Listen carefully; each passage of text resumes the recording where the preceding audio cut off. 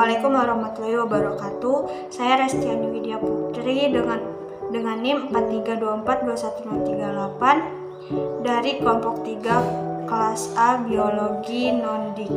Di sini saya akan menyebutkan morfologi dari bunga Israel berkelopak putih. Untuk bagian-bagian morfologi dari bunga Israel berkelopak putih yaitu ini putik sarinya, kemudian ini kelopak bunganya, kemudian ini pangkal bunganya, kemudian ini batang atau takan. Assalamualaikum warahmatullahi wabarakatuh. Perkenalkan, nama saya Putri Riani Aliyu, kelas A Biologi Non-Dik dengan NIM 4324210005. Di sini saya akan menjelaskan bunga dari Griffinia liboniana Emoren. Baiklah, di sini saya akan menjelaskan bagian-bagian dari bunga. Yang pertama, di sini ada putik dari bunga, dan ini kelopak bunga, ini pangkal bunga, dan ini batang bunga. Sekian dari saya. Wassalamualaikum warahmatullahi wabarakatuh. Assalamualaikum warahmatullahi wabarakatuh. Perkenalkan, nama saya Foni Fitriani Igrisa dari kelas A Biologi Non-Dik. Baiklah, di sini saya akan menjelaskan morfologi bunga Zinnia atau bunga kertas. Morfologi dari bunga Zinnia ini yaitu ada batang yang tegak dan tipis, ada daun yang lonjong, kelopak bunga, dan putik sari. Sekian dan terima kasih. Assalamualaikum warahmatullahi wabarakatuh. Perkenalkan, nama saya Putri Riani Aliyu. Saya kelompok 2 Biologi Non-Dik kelas A dengan NIM 4324210005. Di sini saya akan menjelaskan materi organogenesis. Organogenesis merupakan contoh dari aplikasi kultur jaringan.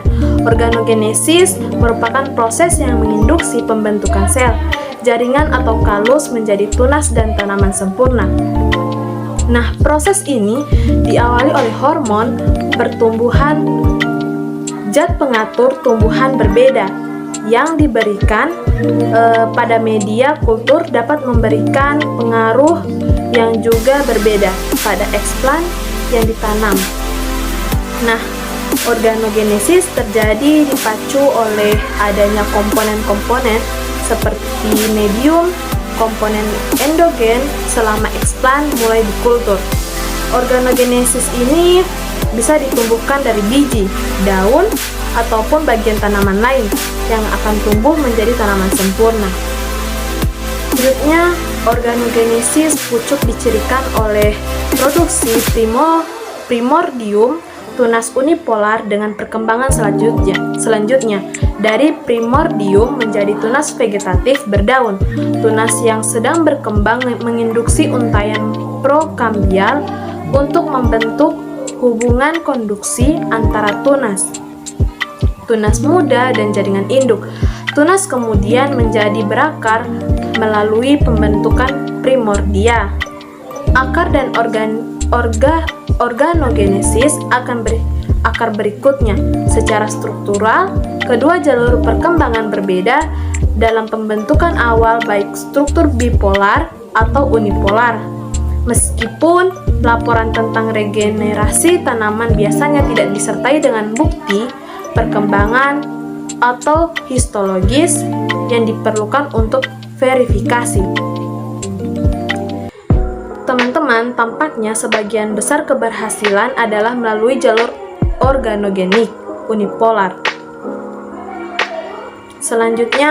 Materi selanjutnya akan disampaikan oleh kawan saya, yaitu Restiani Widya Putri. Ya baik, jadi materi selanjutnya yaitu gametogenesis. Nah, gametogenesis sendiri merupakan proses pembentukan gamet. Pada manusia, gametogenesis dibedakan menjadi dua, yakni spermatogenesis dan oogenesis, di mana spermatogenesis adalah proses pembentukan gamet jantan atau spermatozoa, sedangkan oogenesis adalah proses pembentukan gamet betina atau ovum. Nah, spermatogenesis terjadi di testis, tempatnya di bagian tubulus seminiferus. Ini dimulai oleh sel induk spermatozoa yang disebut spermatogonia. Setiap spermatogonia manusia mengandung 46 kromosom atau bersifat diploid atau 2N. Spermatogonia akan melakukan pembelahan mitosis untuk menghasilkan spermatosit primer yang juga memiliki 46 kromosom.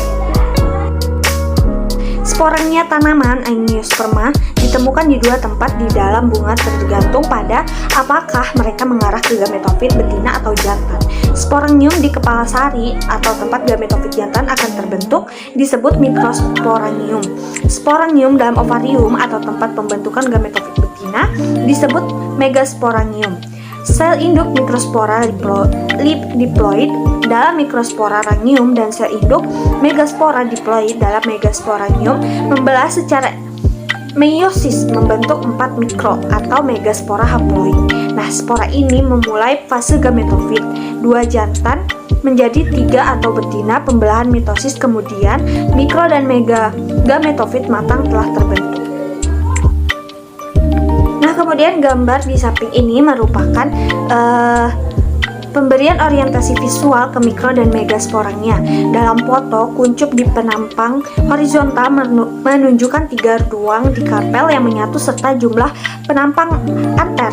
Di tengah penampang vertikal kuncup bunga Anda akan melihat karpel dengan ovarium, lekule atau ruang interior, dan ovule di dalam lekule. Perhatikan juga penampang antera yang mengandung serbuk sari.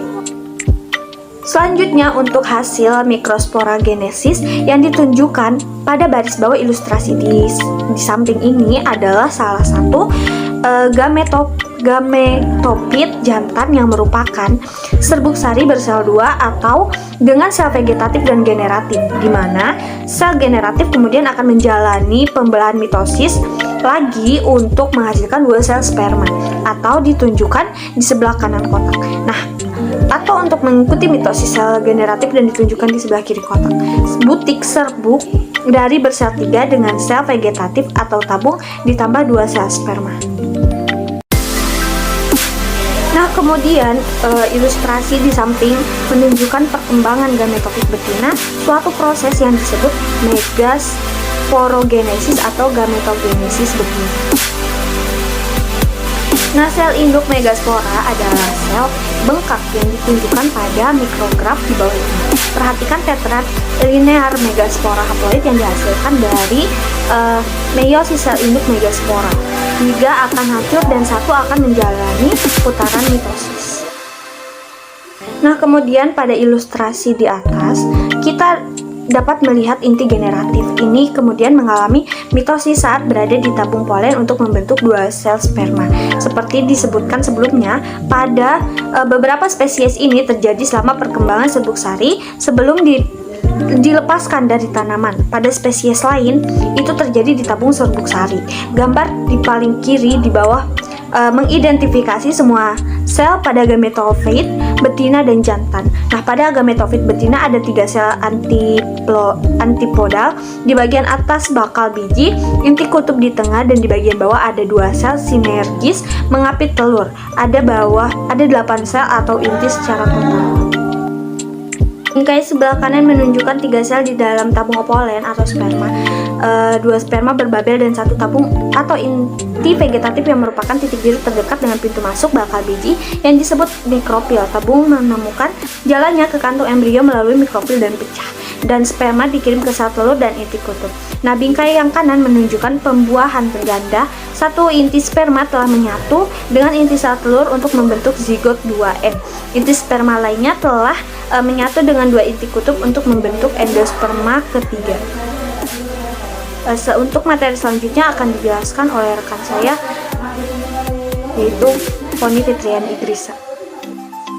Assalamualaikum warahmatullahi wabarakatuh. Perkenalkan, nama saya Poni Fitriani Igrisa dari kelas A Biologi Nondik. Baiklah, di sini saya akan menjelaskan materi tentang embriologi. Embriologi tumbuhan adalah ilmu yang mempelajari perkembangan sporangia, gametofit, dan embrio pada tumbuhan darat, yaitu embriofit. Di antara tanaman berbiji, spermatofit, studi embriologi mencakup perkembangan mikrosporangia dalam kepala sari Angiospermae, mikrospora, butir serbuk sari, bakal biji, zigospora, gametofit, betina, dan biji. Karakter embriologis terakhir yang berhubungan dengan dinding antera adalah anatomi endotel. Dua tipe dasar sel endotel telah ditentukan berdasarkan struktur penebalan dinding sekunder. Endotesium Greatling adalah endotesium di mana penebalan dinding sekunder membentuk cincin dengan jembatan silang antara mereka. Sebuah endotesium spiral adalah salah satu di mana penebalan dinding sekunder berbentuk spiral atau helix. Assalamualaikum warahmatullahi wabarakatuh. Perkenalkan, nama saya Foni Fitriani Igirisa dari kelas A Biologi Nondik. Baiklah, di sini saya akan menjelaskan materi tentang morfogenesis.